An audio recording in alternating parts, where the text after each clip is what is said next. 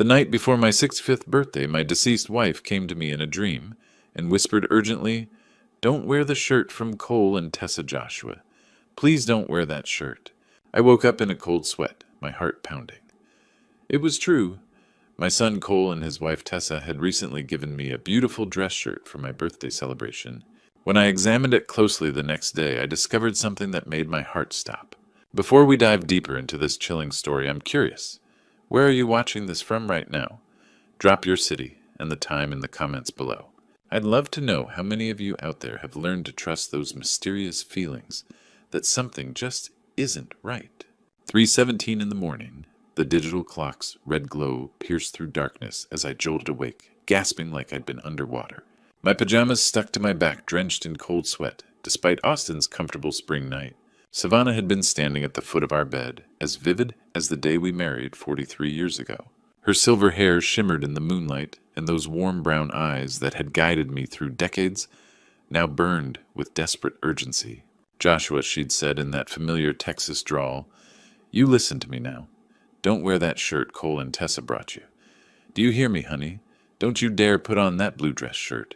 3 times she'd repeated those words, each time more insistent, before fading into shadows like morning mist. I sat up, trembling hands running through my gray hair. The house creaked around me with familiar sounds. 28 years in this Westlake neighborhood, yet tonight everything felt different. Through the window, the Hendersons' porch light cast eerie shadows across their lawn. 2 weeks ago, Cole and Tessa had arrived for Sunday dinner with their gift. The presentation was elaborate. Expensive department store box, tissue paper, the works. My daughter-in-law had been unusually animated, her blonde hair perfect designer handbag clutched like armor. "Dad, this is for your big day," Cole had announced, green eyes bright with what I'd thought was genuine affection. The shirt was stunning, deep navy blue with subtle pinstripes, Egyptian cotton that felt like silk. Tessa picked it out special. She said it would bring out your eyes. Tessa had nodded enthusiastically, manicured hands gesturing. "We wanted something really special, Joshua. 65 is a milestone. You'll look so distinguished at the party." Now in the pre-dawn darkness, their insistence seemed different. Why had Tessa been so specific about the fabric, the fit, how it would photograph under restaurant lighting? Why had Cole mentioned 3 separate times that I absolutely must wear it to tomorrow's celebration at the Riverside Grill? I padded to the kitchen, passing family photos lining the hallway. Cole's graduation, his wedding to Tessa 5 years ago, holidays spanning decades of what I'd believed was genuine happiness. At the sink, I filled a glass with water, the cool liquid doing nothing for the metallic taste of fear in my mouth. 47 years of marriage had taught me to trust Savannah's instincts, even when they defied logic. She'd warned me about business partners who later embezzled funds, about neighbors whose friendly facades hid darker intentions, about investments that seemed too good to be true. But this was our son. Outside, Austin began its slow awakening. Garbage trucks rumbled in the distance, early commuters started their engines. Normal sounds of a normal Tuesday morning, yet nothing felt normal anymore. Savannah's voice echoed with crystalline clarity, carrying the same conviction that had guided every major family decision we'd ever made together. Even in death, she was trying to protect me. When morning came, I tried to push the dream away, but Savannah's voice kept echoing in my mind as I made my way to the kitchen. The aroma of coffee and scrambled eggs filled our kitchen as Cole and Tessa prepared what they called a perfect birthday breakfast. My son moved between stove and counter, while Tessa arranged orange juice in crystal glasses, insisting on our best tableware. "Happy birthday, Dad." Cole set Eggs Benedict before me with a flourish. 65 years young today. Tessa perched on her chair, designer workout clothes, immaculate despite the early hour. Her blue eyes studied my every expression. We wanted to make this morning special before tonight's celebration. I forced a smile, though Savannah's warning still echoed in my mind. "You didn't have to go to all this trouble." "Nonsense." Cole waved off my protest, settling into his chair. "Speaking of tonight," his expression grew serious, almost urgent. "Dad, you absolutely must wear that blue dress shirt we picked out. It's perfect for your big day." Something in his tone made my fork pause. There was an insistence there, a pressure that felt completely wrong coming from my son. Tessa leaned forward, manicured fingers drumming against the oak table. "You did try it on, didn't you, Joshua? We had it tailored specifically. The color will photograph beautifully under the restaurant's lighting." I haven't had a chance yet, I replied, carefully watching their reactions. Cole's jaw tightened while Tessa's smile seemed to freeze. Well, you should definitely do that today. She pressed her voice, carrying a note I couldn't identify. We want everything absolutely perfect for tonight. The shirt, the celebration, everything. My phone buzzed, displaying Jade's name. I welcomed the interruption. Hey, sweetheart, I answered, stepping toward the window. Happy birthday? And Daddy? Jade's warm voice eased some tension in my chest. We're 20 minutes out. Leo's been asking about Grandpa's birthday cake since we left. I chuckled, picturing my 4-year-old grandson. Tell him Grandpa can't wait to see him, too. Knox wanted me to ask about dress code for tonight. Should he wear a suit? Business casual should be fine. As I hung up, I caught Cole and Tessa exchanging a look. Brief, barely a second, but something passed between them that made my stomach clench. Everything all right with Jade? Cole asked, tone carefully casual. She's fine. They'll be here soon. I studied my son's face. When had those worry lines appeared around his eyes? When had his smile started looking so forced? Tessa cleared her throat. Joshua, about that shirt? It really would mean a lot if you wore it tonight. We put so much thought into choosing it, and Cole was so excited about surprising you. There it was again. That underlying pressure, that insistence feeling more like a demand than a request. In 35 years of being Cole's father, I'd never heard him speak with such urgency about something as simple as clothing. I remembered the Sunday they'd presented the gift, how Tessa had insisted on staying while I opened it, watching my reaction with sharp eyes. How Cole had repeated 3 times that I simply had to wear it.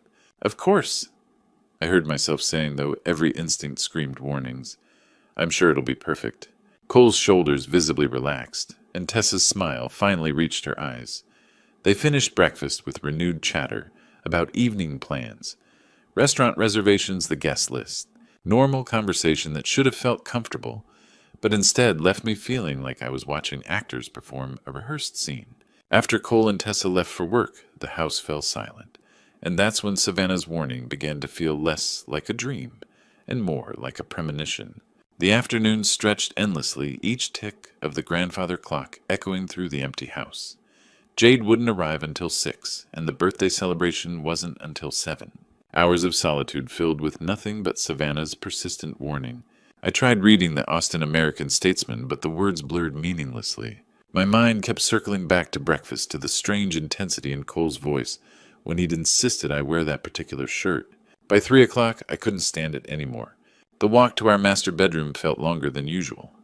Our walk-in closet still smelled faintly of Savannah's lavender sachets, a ghost of comfort that today only sharpened my unease.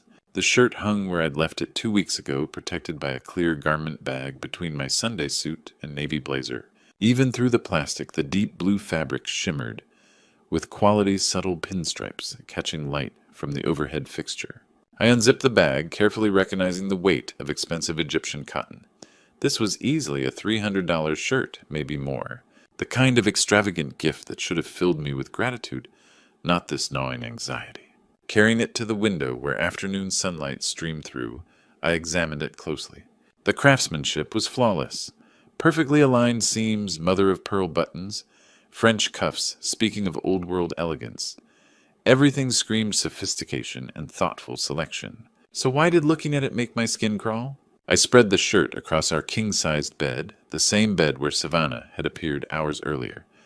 The fabric lay smooth and pristine, showing no signs of tampering. Yet something felt wrong.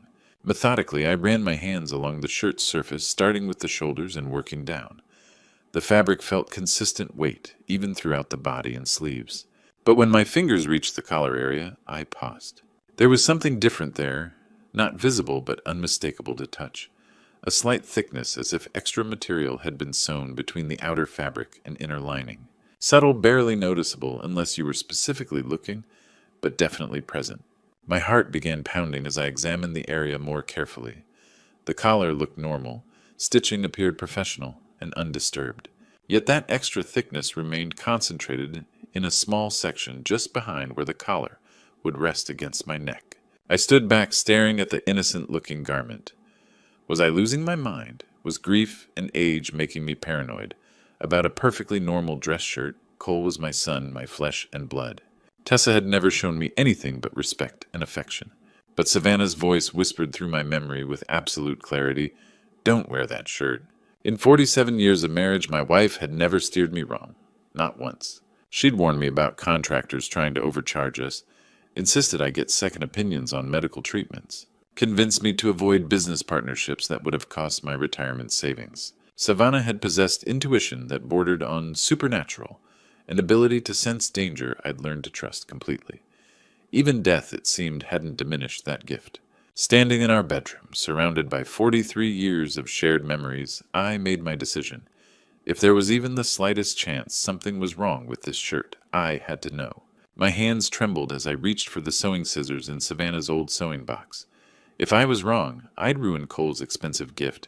But if I was right, the small sewing scissors felt impossibly heavy in my trembling hands as I positioned them against the shirt's collar. Savannah's old Singer sewing box sat open beside me on the bed, its contents scattered like surgical instruments. Thread spools measuring tape. The tiny silver thimble she'd worn smooth with decades of use. I took a steadying breath and made the first cut. The fabric parted easily under the sharp blade, revealing the shirt's inner construction. At first, everything looked normal. Standard interfacing, professional stitching, quality materials throughout. But as I carefully widened the small opening, something unexpected tumbled out. Fine white powder, delicate as confectioner's sugar, spilled across our dark blue bedspread in a thin stream. I jerked back instinctively, the scissors clattering to the hardwood floor as more of the substance continued to fall from the hidden pocket I'd inadvertently opened. For a moment I could only stare. The powder was odorless, almost weightless, settling into the fabric's weave like freshly fallen snow.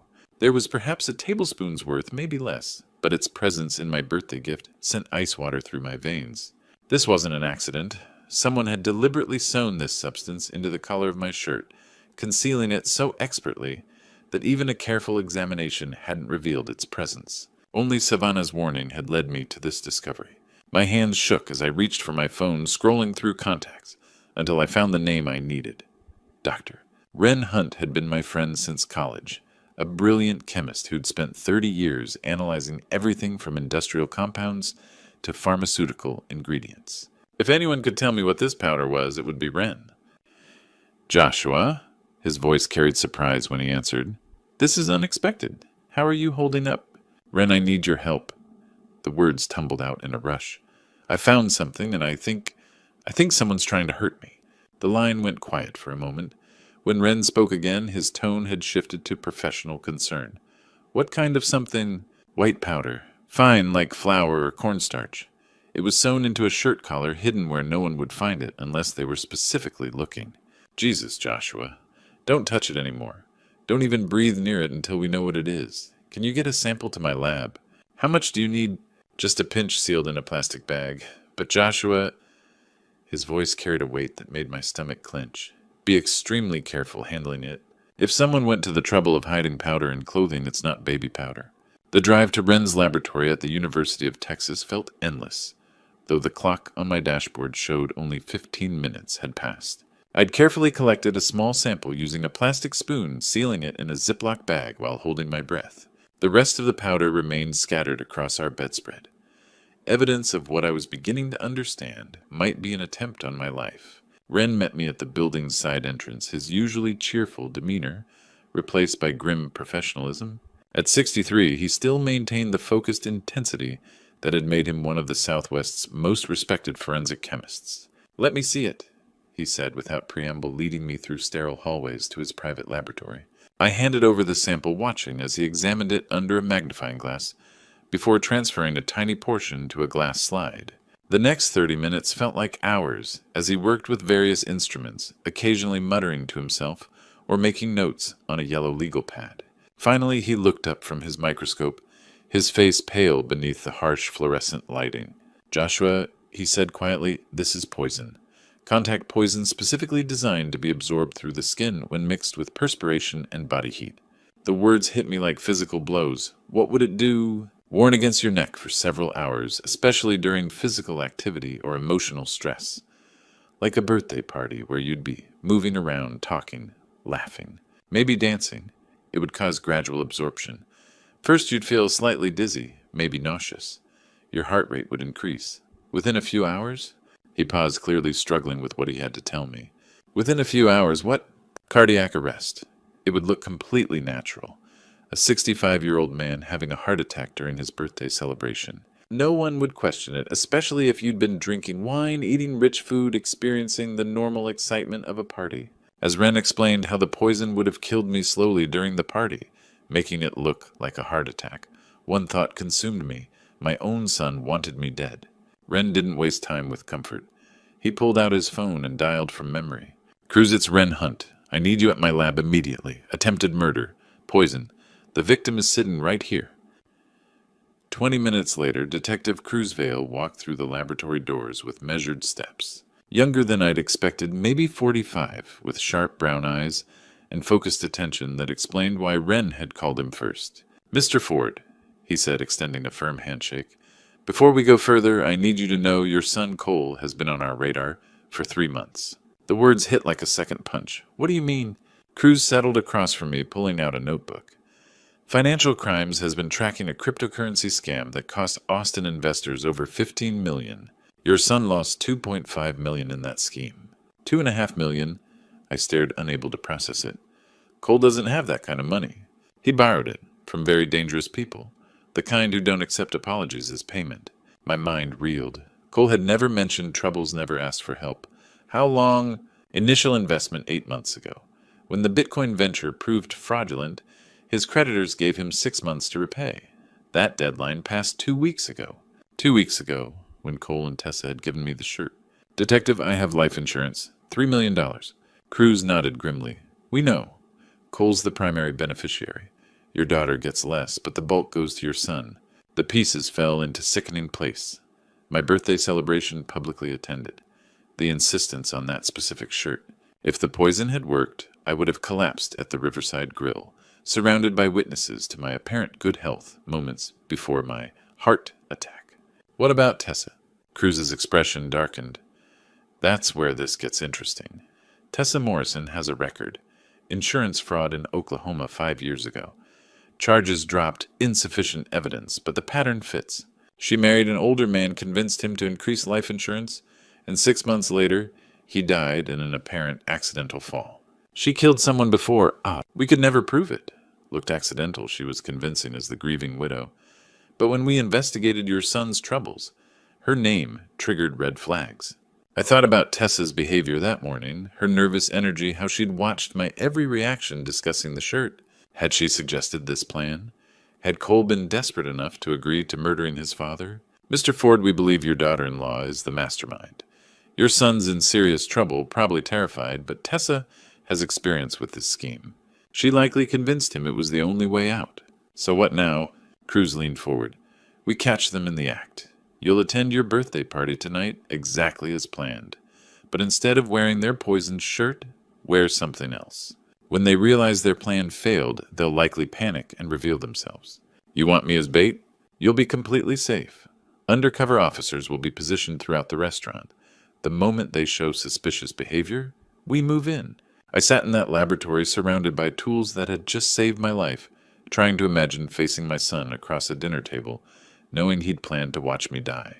Detective Vale laid out the plan I would attend my birthday party, as scheduled, but wearing a different shirt. When Cole and Tessa realized their plan had failed, they would likely panic and reveal themselves.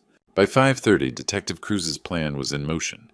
3 undercover officers would blend into the Riverside Grill's evening crowd, one posing as a business diner, another as a celebrating couple, the third at the bar. Each had clear sightlines to our table and radio contact with Cruz monitoring from the parking lot. I stood before my bedroom mirror, adjusting a simple white dress shirt I'd owned for years. It felt strange wearing something so familiar for what should have been special, but the contrast would be unmistakable. Cole and Tessa had been very specific about the blue shirt. The doorbell rang at precisely 6 o'clock, followed by little feet racing across hardwood floors. Grandpa, Grandpa. Leo's voice echoed with pure 4-year-old joy. I scooped him into a hug that felt more precious than ever. There's my favorite grandson, I said, holding him tight. I helped Mommy pick your present, Leo announced proudly. It's a surprise, but it's really, really good. Jade appeared, her auburn hair catching evening light. Happy birthday, Dad. she said, embracing me with the kind of hug that conveyed everything words couldn't. Knox followed with a wrapped package and easy smile. Looking sharp, Joshua. Ready for the big celebration? The drive to the Riverside Grill felt surreal. Leo chattered about birthday cake while Jade discussed seating arrangements. Normal family conversation that should have filled me with contentment instead felt like voices from another life. The restaurant buzzed with evening energy. Our private dining room was decorated with balloons and flowers, a happy 65th birthday banner across one wall. Cole and Tessa arrived shortly after us, both impeccably dressed, with bright smiles that didn't reach their eyes. Cole wore charcoal gray, Tessa a black cocktail dress that probably cost more than most monthly salaries. Dad! Cole's embrace felt normal, familiar. For a moment I almost convinced myself Detective Cruz had made some terrible mistake. Then his eyes found my shirt. The change was subtle, but unmistakable. Confusion followed by something like panic. Dad, he said carefully, where's the blue shirt, the one Tessa and I picked out?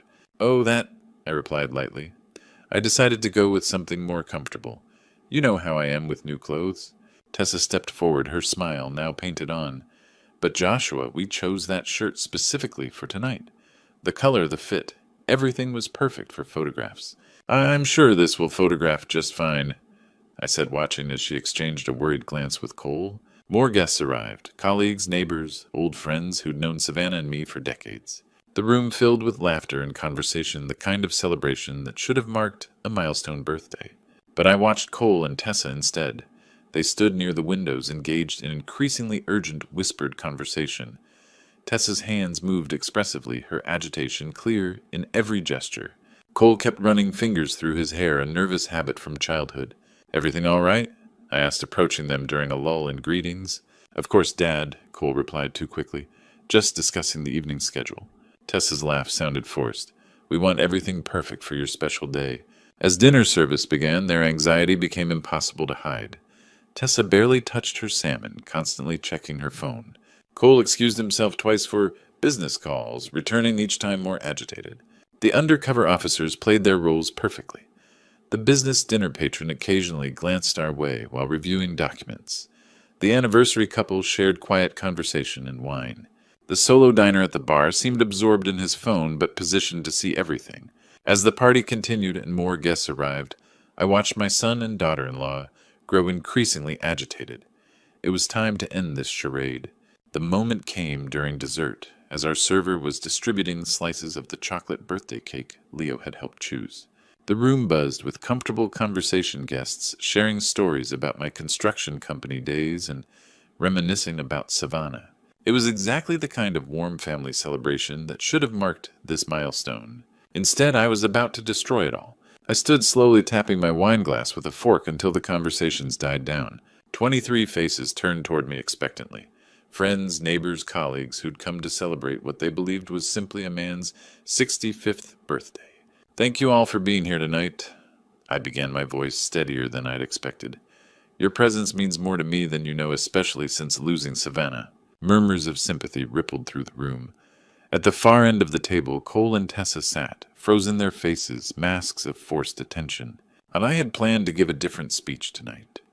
I continued meeting my son's eyes across the room. Something about gratitude and family, about the blessings of reaching this age surrounded by people I love. Cole's jaw tightened almost imperceptibly. Tessa's knuckles were white where she gripped her napkin. But tonight I discovered something that changed everything. I paused, letting the weight of those words settle over the suddenly silent room. I discovered that my son and daughter-in-law tried to murder me. The reaction was immediate and explosive. Gasps echoed through the dining room chairs, scraped against hardwood floors as guests turned to stare at Cole and Tessa. Someone, I think it was our neighbor, Mrs. Patterson, actually screamed. Dad, what are you talking about? Cole shot to his feet, his face flushing red. Have you lost your mind? This is ridiculous. Is it? I reached into my jacket pocket and pulled out a small plastic bag containing the white powder Wren had analyzed. This is contact poison coal. It was sewn into the collar of that blue dress shirt you and Tessa insisted I wear tonight. Tessa had gone completely pale, her designer makeup, unable to hide the terror in her eyes. Joshua, you're obviously confused. Maybe we should get you to a doctor. The plan was simple. I continued, ignoring her protests. I would wear the poison shirt to my birthday party. The substance would absorb through my skin over the course of the evening, causing what would appear to be a natural heart attack. A 65-year-old man celebrating with rich food and wine getting excited, no one would question it. This is insane. Cole's voice cracked with desperation. Dad, you're having some kind of breakdown. We would never... $2.5 million, Cole. The number hung in the air like a death sentence. That's how much you lost in that cryptocurrency scam. That's how much you owe to people who don't accept apologies as payment. The color drained from my son's face. Around the room, our guests sat in stunned silence, some covering their mouths in horror, others staring in disbelief. Ian, $3 million, I continued relentlessly, is exactly how much my life insurance policy is worth. With me dead, you could pay your debts and still have money left over. That's when Tessa broke. It wasn't supposed to happen like this? She screamed, tears streaming down her perfectly made-up face. Cole was going to die. They were going to kill him if he didn't pay. What choice did we have? Tessa shut up. Cole lunged toward her, but it was too late. It was my idea.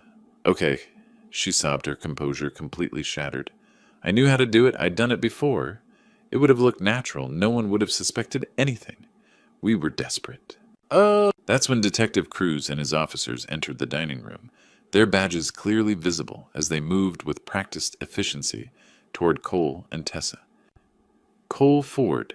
Tessa Ford, you're under arrest for conspiracy to commit murder and attempted murder, Cruz announced, his voice cutting through the chaos.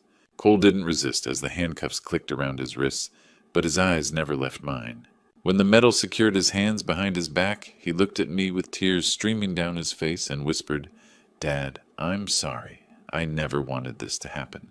3 months later, I sat in Travis County Courthouse, watching my son receive his sentence. The judge's words echoed, Cole Ford, 15 years in the Texas Department of Criminal Justice. Tessa Ford, 20 years as the primary architect of this conspiracy. Cole turned to look at me before the bailiff led him away. His orange jumpsuit hung loose. He'd lost weight during the legal proceedings.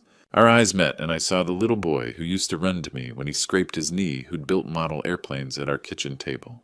Tessa showed no vulnerability. She kept her chin-high blonde hair perfectly styled, despite facing 2 decades in prison, maintaining the cold composure that had nearly cost me my life. The weeks following were the darkest since losing Savannah. Jade moved in temporarily with Knox and Leo taking leave from her nursing job. Dad, you can't blame yourself, she said one evening as we watched Leo chase fireflies. Cole made his choices. Tessa manipulated him, but he still chose to go along. I knew she was right intellectually, but kept circling back to the same questions. Where had I failed as a father? How had I missed the signs? 6 months after sentencing, I decided to visit Cole in prison. The Huntsville unit was concrete walls, razor wire, and institutional grimness. Cole looked older when they brought him to the visiting room, gray showing at his temples. Dad, he whispered, I didn't think you'd come. I wasn't sure I would either, I admitted. After minutes of silence, Cole began speaking in a rush, as if he'd been holding back for months. It was never supposed to happen. I was so scared, Dad. These people weren't just threatening me. They knew where Jade lived, where Leo went to preschool. They had pictures. He told me about the cryptocurrency investment, the smooth-talking broker, who'd convinced him to leverage everything. When the scheme collapsed, he owed money to people who collected debts with violence. Tessa said she knew a way out. She told me about her first husband, how it had worked before. She made it sound so simple, so clean.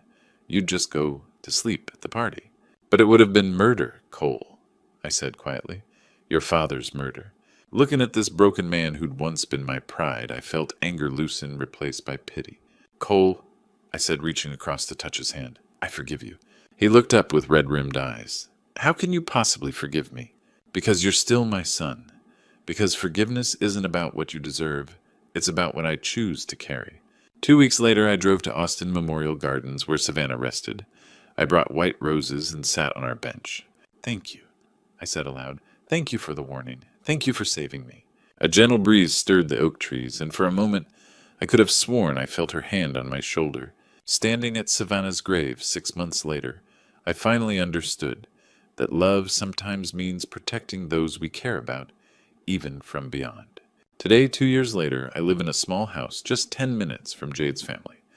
Every Sunday, Leo runs through my front door with the same boundless energy calling, "Grandpa," as he shows me his latest drawings or tells me about his adventures at school. These moments have become my anchor, reminding me that life continues, that love endures even after betrayal tries to destroy it. Looking back on this true story, I realize how dangerously naive I was. For 65 years, I believed that family meant safety, that blood ties guaranteed loyalty. I trusted without question, loved without boundaries, and nearly died because of it. Don't be like me. Don't assume that sharing DNA means sharing values. Even those closest to us can harbor darkness we never imagined. The hardest lesson I learned is that sometimes the people who know us best are the ones most capable of hurting us. They know our weaknesses, our routines, our blind spots. Cole knew I would never suspect him. Tessa knew I would wear whatever gift they gave me because that's who I am, a man who trusts his family completely. But here's what I want you to understand from these grandpa stories. Betrayal doesn't have to destroy you. Yes, it changes you forever. I'm more cautious now, more aware of the shadows that can hide behind familiar faces, but I haven't let it make me bitter or closed off from love. God has a way of protecting us even when we can't protect ourselves. Savannah's warning came from beyond this world, a reminder that love transcends death, and that we're never truly alone in our darkest moments. That supernatural intervention saved my life and taught me that faith and intuition often speak louder than logic. If you're living through your own betrayal right now, know this healing is possible. Forgiveness, real forgiveness, isn't about excusing what they did. It's about refusing to carry their poison in your heart. Cole will serve his time, and I've made my peace with that, but I won't let his choices steal my remaining years or my capacity to love. These grandpa stories aren't just entertainment. They're warnings, lessons, reminders that life can change in an instant. This true story nearly ended with my death, but instead became a testament to survival, to the power of trusting your instincts, and to the mysterious ways love protects us. Trust your dreams, listen to your gut, and remember that sometimes the most important true story you'll ever hear is the one that teaches you to question everything, even family. If this story touched your heart or opened your eyes, I'd love to hear from you in the comments below.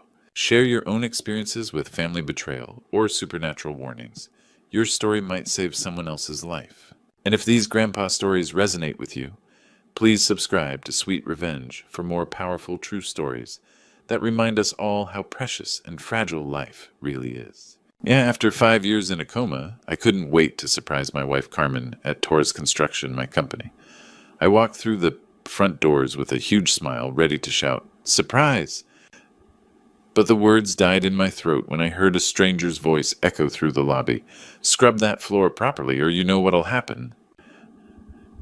Through the hallway, I saw Carmen on her knees, wearing a janitor's uniform, frantically cleaning the marble floors of our own building. Who dared to force my wife to work as a janitor like this? I would make them pay. Before I reveal what really happened during those 5 years, I was unconscious. Drop a comment telling me where you're watching this from and what time it is there. The first thing I remember after 5 years of darkness was Dr. Sebastian Vale's voice, cracking with disbelief. "Helen, get over here right now. This is impossible." They stood over my hospital bed like I was some kind of miracle, which I guess I was. After 5 years in a vegetative state, Denver General had written me off long ago. "Mr. Torres." "Doctor," Vale said, his hands trembling, "you've been unconscious since 2018. We're calling it a medical miracle." As consciousness returned, memories flooded back like a warm embrace. Sophia's giggles echoing through our Denver home as she chased our golden retriever. Carmen's soft humming while preparing Sunday dinners, brushing flour from her apron with that beautiful smile. Those were the golden days at Torres Construction when I'd built the company from nothing into Denver's most trusted construction firm. Every evening I'd come home covered in sawdust, and Carmen would tease me about tracking dirt through her clean house. Sophia would run into my arms, not caring how dirty my work clothes were. The moment I was cleared, I knew exactly where to go. Torres Construction had been my life's work, and after 5 years away, I couldn't wait to surprise my employees and see Carmen's face light up when I walked in. I signed myself out against Dr. Vale's protests and caught a taxi straight to 32nd Avenue. But something felt wrong the moment I stepped out of that cab. The building looked the same, but there was a new sign where Torres Construction used to be. Cross maintenance and cleaning services in bold black letters. My stomach dropped, but I told myself there had to be an explanation. I pushed through the front doors when I heard a stranger's harsh voice echoing from inside. "Scrub that floor properly, or you know what'll happen." I followed the sound down the hallway, and what I saw stopped my heart cold. Carmen, my beautiful, dignified Carmen, was on her hands and knees scrubbing toilet bowls with a worn brush. She wore a faded gray uniform with cross maintenance stitched across the back, her once manicured hands red and cracked from cleaning chemicals. This was the woman who used to organize charity galas, who commanded respect in every room. Now she was being treated like hired help in our own building. "Dad!" Damien's voice made me spin around. My son-in-law appeared in the doorway, his face quickly shifting from surprise to what looked like genuine joy. "Oh my God, you're awake? This is incredible." He rushed forward with arms spread wide, but something flickered in his eyes for just a split second. Something that didn't match his enthusiastic smile. "Carmen, look. Dad's finally come home to us." Carmen looked up from her scrubbing terror, unmistakable in her eyes. She scrambled to her feet, dropping the brush with a clatter. When she leaned in for what looked like a welcoming hug, her whispered words chilled me to the bone. "Caspian, pretend you don't remember anything, or we'll all be in danger." That night, Carmen drove us home in complete silence, her knuckles white against the steering wheel. The house I'd built 15 years ago on Cherry Creek Drive still stood, but everything felt wrong. The front garden Carmen used to tend was overgrown with weeds, paint peeling from shutters, and the porch swing where Sophia read bedtime stories hung crooked on rusted chains. This wasn't the warm family home I remembered. It felt cold, like happiness had been systematically drained away. Inside was worse. Expensive furniture I didn't recognize filled our living room, while family photos had been replaced with generic artwork. The kitchen where Carmen used to bake cookies looked sterile and unused. Everything screamed of Damien's control, suffocating the life out of our sanctuary. Carmen collapsed onto our old couch and buried her face in her hands. When she looked up, tears streamed down her cheeks as the horrible story poured out. "The medical bills, Caspian," she whispered, glancing nervously toward the stairs. "After your accident, they were astronomical. Hundreds of thousands for specialized care, experimental treatments. I had no idea how to handle business finances. You always took care of everything." Her voice cracked. "Damien stepped in, said he'd help manage Torres Construction temporarily. Then he told me the company couldn't afford your medical expenses anymore." She wiped her nose with shaking hands. "He said if I wanted to keep you alive, I'd have to work for his cleaning service. Cross-maintenance. He took over all our contracts, told clients Torres Construction was restructuring. I had no choice. Scrub floors or watch you die in that hospital bed. The cruelty hit me like a physical blow. My son-in-law had turned my wife into his servant, using my life as leverage." "What about Sophia?" I asked, dreading the answer. Carmen's face crumpled. "She's been homeschooled for 3 years. Damien said it was better while you were sick, but really he wanted control. She can't have friends over no sleepovers or school events. He told her if she complained or contacted anyone outside the family, he'd send her to live with strangers and she'd never see us again." Soft footsteps on the stairs made us both look up. Sophia appeared at the landing and my heart shattered. My little girl, once round-cheeked and energetic, now looked thin and pale. Her bright eyes were filled with wariness no 12-year-old should carry. She took one tentative step down, meeting my gaze with such longing it made my chest ache. I started to stand, but she shook her head quickly and retreated upstairs. Her bedroom door closing echoed like a gunshot. Carmen watched with tears in her eyes. "She wants to run to you so badly, but she's terrified. Damien's made sure of that." She leaned closer, lowering her voice. "Caspian, there's something else about your accident. The police report never made sense. You were such a careful driver, the weather was perfect that day. But the investigation closed so quickly and Damien seemed to know details he shouldn't have known." She grabbed my hands desperately. "There's something else you need to know about your accident, Caspian. It wasn't really an accident." The next morning, Carmen's words echoed in my mind. If my accident wasn't random, someone had deliberately tried to kill me. As I sat staring at coffee, I couldn't drink a name surfaced from my memories. Warren Mitchell.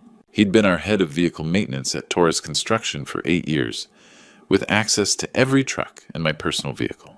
His sudden resignation right after my accident now seemed suspicious rather than coincidental.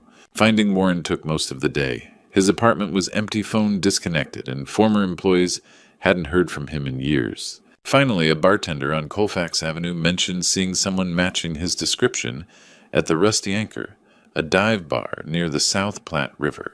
The place was exactly what I expected. Dim lighting, cracked vinyl booths, and the smell of stale beer and broken dreams. I found Warren hunched over whiskey in the corner, looking like he'd aged 20 years in 5. "Jesus Christ," he whispered when he saw me, his glass trembling. "Caspian, they said you'd never wake up." The Warren I remembered had been clean-cut and reliable. This man was hollow-eyed and unshaven, wearing clothes that hadn't been washed in days. I sat across from him, keeping my voice low. "Warren, I need to ask about my accident. My wife thinks it wasn't random." The color drained from his face, and his hands shook so badly he put down his drink. "Oh, God," he moaned, burying his face in his palms. "I've been waiting 5 years for this conversation." Tears started streaming down his cheeks as he looked up at me. "Caspian, I'm so sorry. I'm so goddamn sorry for what I did to you. I've destroyed my entire life thinking about it every single day. Please, please forgive me." His voice broke completely as he sobbed. "I never meant for it to go that far. I swear on my mother's grave I thought it was just supposed to scare you." The words poured out like water through a broken dam after his desperate apology. "Damien approached me 3 weeks before your accident, offered me $50,000 cash. At first I thought he was joking, but he showed me bank statements. The money was real." My blood turned to ice as Warren continued. "He wanted me to tamper with your brake lines, make it look like mechanical failure. Said you'd been drinking heavily, that the family was worried. He convinced me it was an intervention just to scare you into getting help." Warren's voice cracked. "But when I loosened those brake fittings, I knew it wasn't about scaring anyone. Those brakes would fail completely on the first steep hill. The full scope of Damien's betrayal hit me like a sledgehammer. He planned this from the beginning," I said. "The accident taking over the company, controlling my family. It was all calculated." Warren nodded miserably.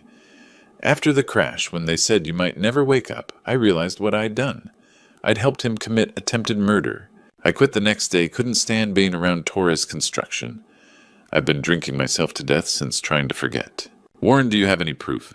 Anything that could prove Damien paid you?" Warren's eyes lit up with desperate hope. Yes, I do. But not here." He stood unsteadily. "It's all back at my place. A storage unit on Federal Boulevard. I kept everything hidden there.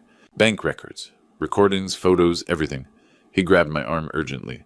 "Come with me right now. I'll show you everything. I'll testify against him, Mr. Torres. I can't live with this guilt anymore. I have everything we need to destroy him." With Warren's evidence secured, we knew we had the ammunition to destroy Damien, but I needed professional guidance to use it effectively. Warren suggested Maxwell Stone, a prominent attorney, whose downtown office occupied the top floor of Republic Plaza. Stone had built his reputation taking down corrupt executives, and had never lost a corporate fraud case. Maxwell Stone was exactly what I had expected. Silver-haired, sharp-eyed, wearing a suit that cost more than most people's cars. He spread Warren's evidence across his conference table like a general planning a military campaign. "Gentlemen," he said after examining the bank records and recorded phone conversations, "this is the most airtight case of attempted murder and corporate fraud I've seen in 25 years. He held up an audio recording where Damien's voice was crystal clear, discussing brake tampering. "This alone would put him away for 15 to 20 years. Add the financial records showing systematic embezzlement from Torres Construction, and we're looking at multiple felony convictions." Stone leaned back with a predatory smile. "Not only will we get your company back, Mr. Torres, but we'll ensure Cross spends decades in federal prison." Warren shifted nervously. "What about my involvement? I actually sabotaged the brakes." Stone waved dismissively. "You'll testify under immunity as a cooperating witness. Your cooperation will keep you out of prison, though you'll face probation and community service." Our next stop was Denver Police Department on Cherokee Street, where Detective Troy Anderson reviewed our evidence with methodical precision. Anderson was stocky with graying temples and the weathered look of someone who'd seen every kind of human cruelty. "This is solid gold," he said, tapping the financial documents. "Attempted murder, fraud, embezzlement. We can arrest Cross tonight." But Stone had a better idea. "Detective, what if we let Cross hang himself publicly? First, tomorrow, Torres will call an emergency board meeting. Warren appears as surprise witness. and we'll give Cross one chance to confess and return everything voluntarily. Anderson nodded approvingly. When he refuses, which he will, we'll have everything on record. If he tries to run or destroy evidence, we add obstruction of justice. The strategy was brilliant. We'd confront Damien in his moment of triumph, surrounded by the company he'd stolen with Warren's testimony, destroying his lies piece by piece. Stone would be there as legal counsel, Anderson would have backup units ready outside, and Warren would deliver the knockout blow with recorded evidence. That evening, sitting in our living room on Cherry Creek Drive, I felt something I hadn't experienced in 5 years. Genuine hope. Tomorrow I would face the man who'd tried to murder me, who'd enslaved my wife and terrorized my daughter. But this time, I wouldn't be helpless in a hospital bed. This time I'd have justice on my side. Carmen squeezed my hand as we watched the sunset. Are you ready for this? I thought about Warren's remorse, Stone's confidence, and Anderson's authority. Tomorrow we take back what's rightfully ours, Carmen. Justice will be served. The Torres Construction boardroom had never seen anything like it. I walked through those familiar glass doors at exactly 10 o'clock Tuesday morning, wearing my best charcoal suit and carrying myself like the CEO I'd always been. Warren followed close behind, clutching a briefcase full of evidence that would change everything. The board members, men who'd worked with me for years before my accident, looked up in stunned silence as I took my seat at the head of the conference table. Damien sat frozen in my old chair, his face cycling through shock, confusion, and growing terror as his eyes locked onto Warren. What is he doing here? Damien stammered, his usual smooth confidence cracking like thin ice. The color drained from his face as Warren set down his briefcase and began pulling out manila folders. Gentlemen, I announced to the 5 board members, I'd like to introduce some new evidence regarding my accident 5 years ago. Maxwell Stone stepped into the room behind us, his presence adding legal weight to our confrontation. Warren Mitchell, our former head of vehicle maintenance, has something important to share with all of you. Warren's hands trembled as he stood, but his voice grew stronger with each word. 5 years ago, Damien Cross paid me $50,000 to sabotage Mr. Torres's brake system. The boardroom erupted in gasps and angry murmurs. Warren held up a digital recorder. I have our entire conversation recorded, including his specific instructions on how to make the accident look mechanical. He pressed play, and Damien's voice filled the room with crystal clarity. Make sure those brakes fail completely on the first hill he hits. It needs to look like an accident, Warren. No one can ever trace this back to us.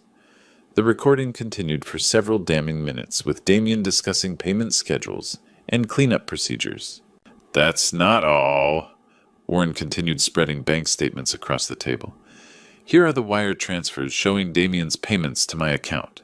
And these, he held up photographs, show the brake damage before I doctored the repair reports.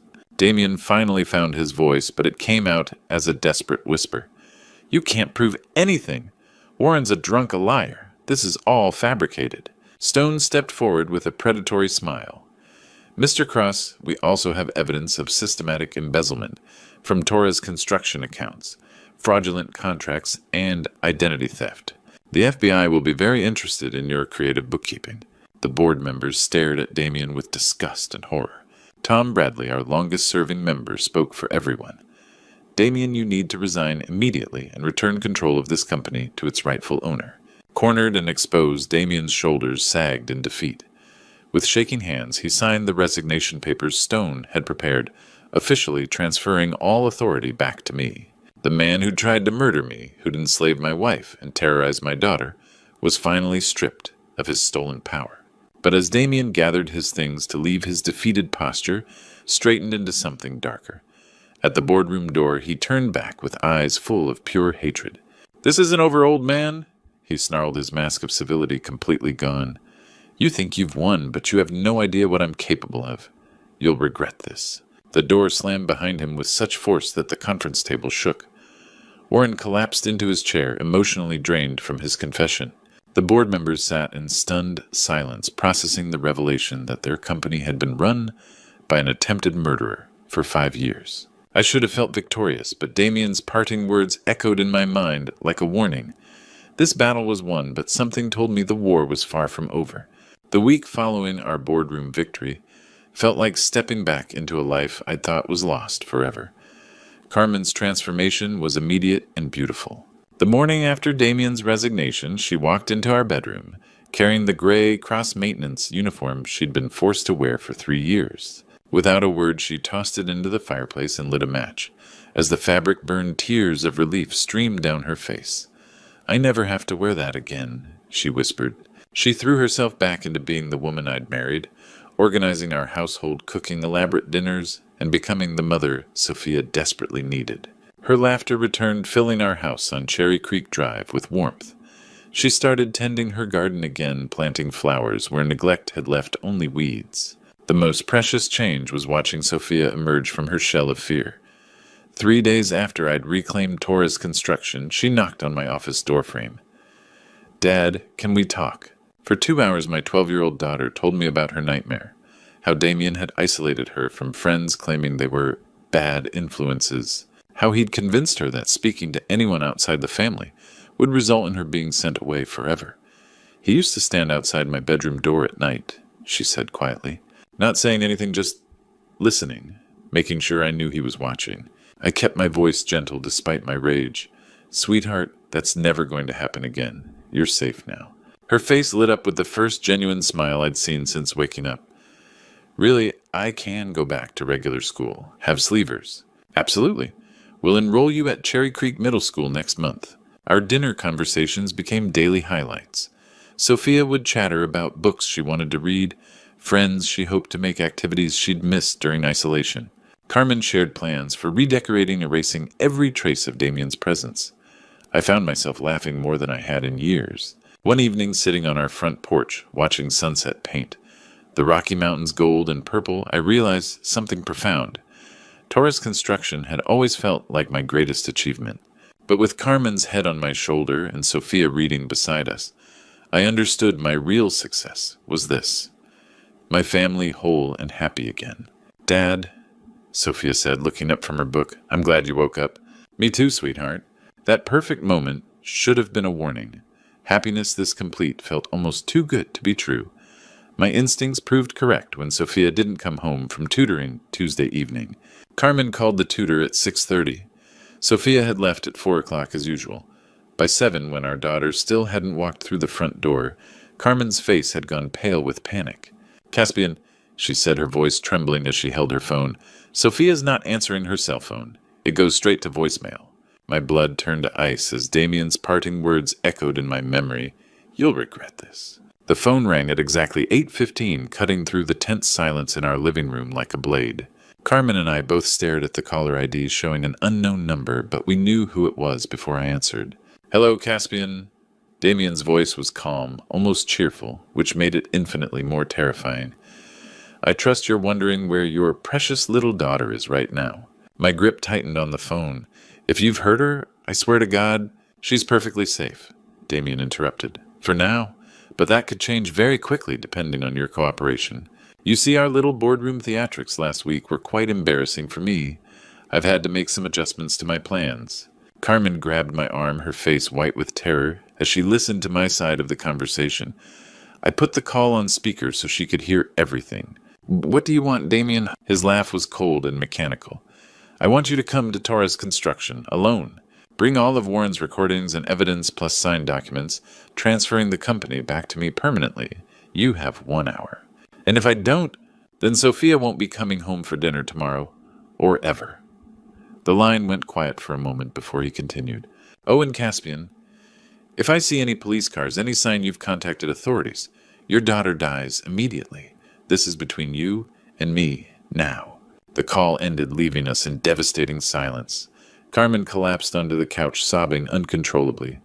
"He's going to kill her. He's going to kill our baby." I knelt beside her, forcing myself to think clearly, despite the panic clawing at my chest.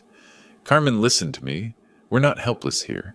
I have a plan, but I need you to be strong for Sophia." Through her tears, she nodded. "What do you need me to do?" I explained quickly but carefully. "I'm going to Torres Construction, but I'm not going in blind. When I get there and confirm Sophia's location, I'll text you exactly one word: okay.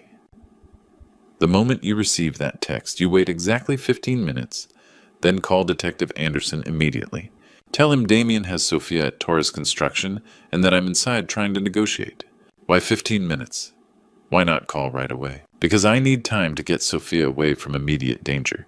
If police sirens start wailing the second I walk in, Damien might panic and hurt her. 15 minutes gives me a chance to assess the situation and hopefully get her to safety. Carmen wiped her eyes, her maternal instincts overriding her fear. What if something goes wrong? What if 15 minutes isn't enough? I kissed her forehead, trying to project confidence I didn't entirely feel. Then Detective Anderson will know exactly where to find us. Either way, this ends tonight. The drive to Torres Construction felt like the longest 20 minutes of my life. The industrial district was eerily quiet at 9 o'clock on a Tuesday evening, with only scattered streetlights illuminating empty parking lots and darkened buildings. My own company looked ominous in the darkness, like a trap waiting to spring shut. I parked across the street and pulled out my phone.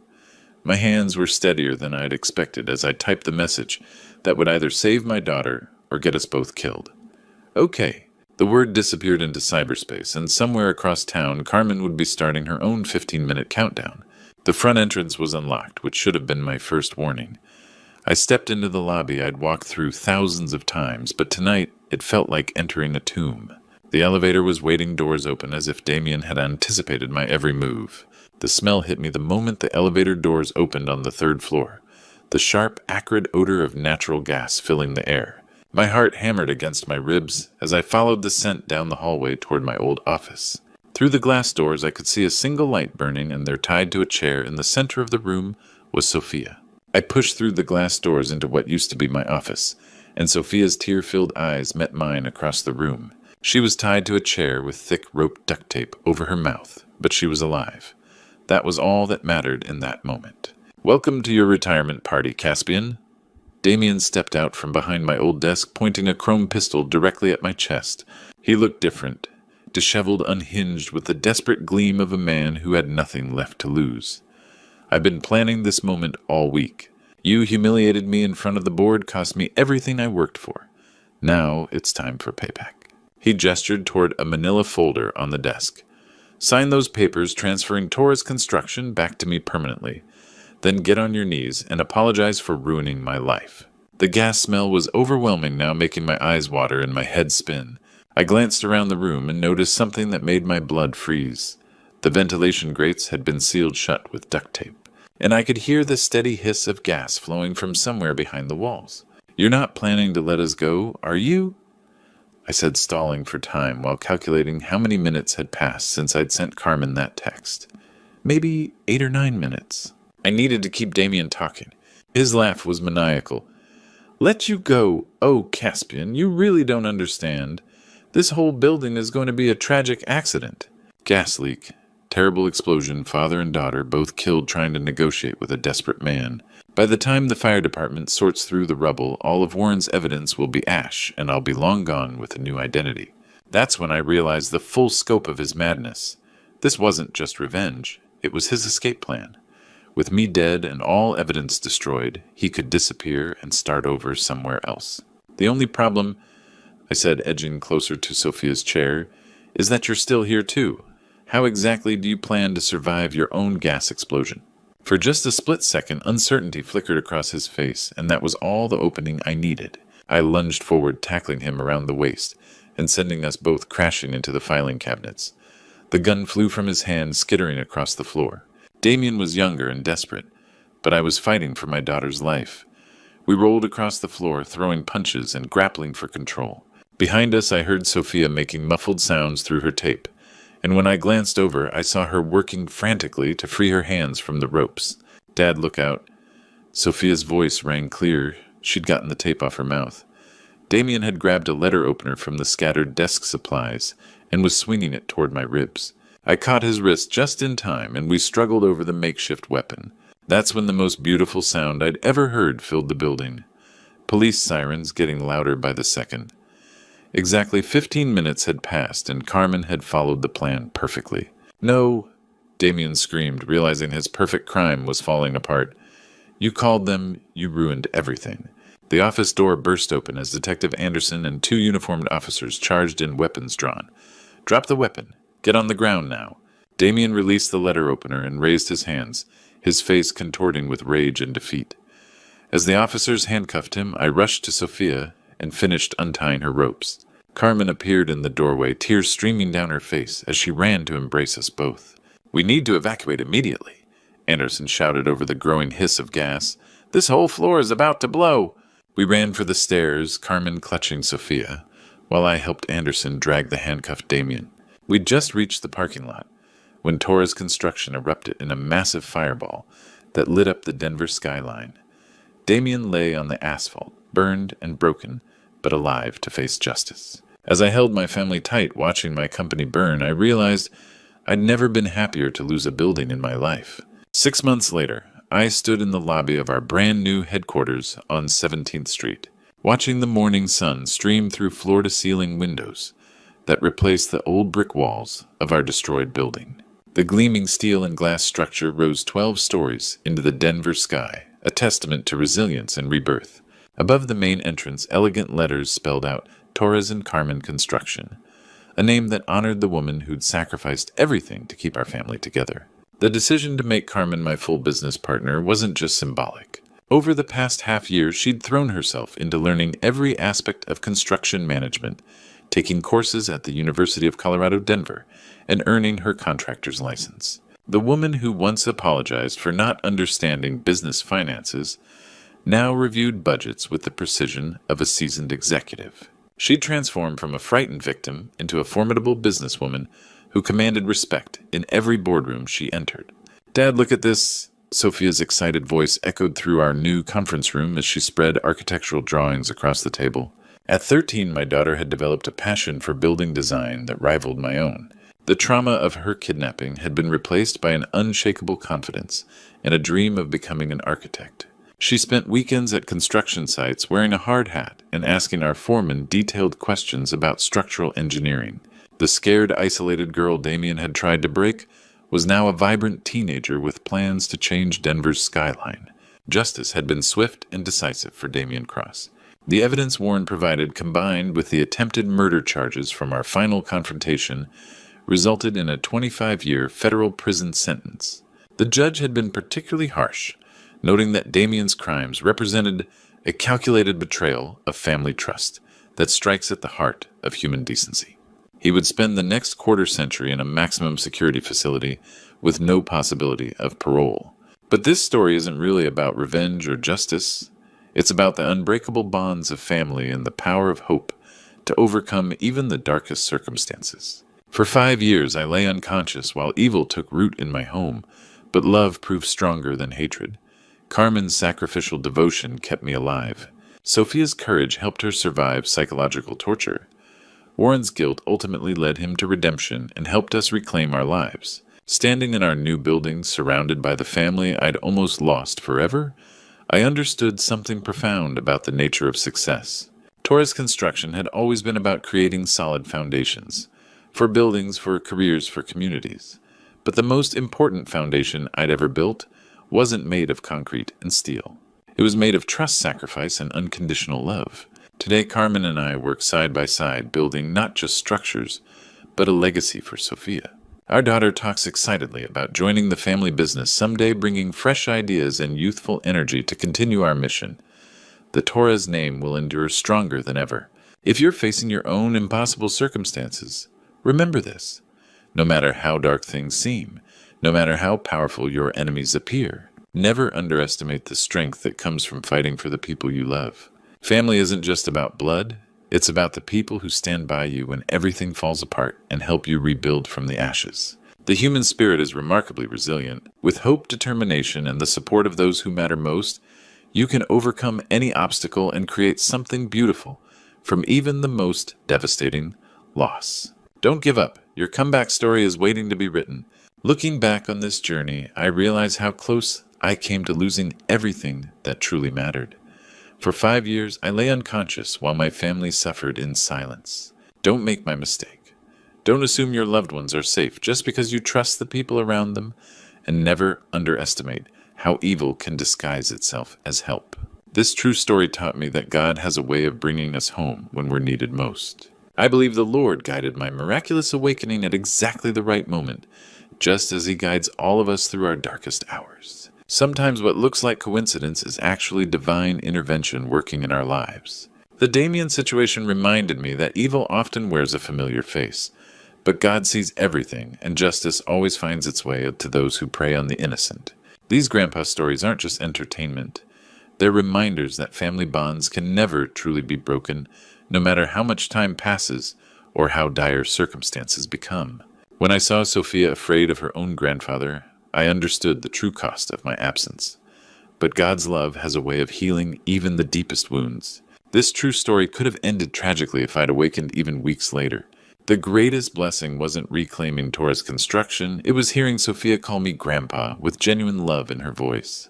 These grandpa stories remind us that being present is the most precious gift we can give our families. If this true story touched your heart, please share your own family experiences in the comments below.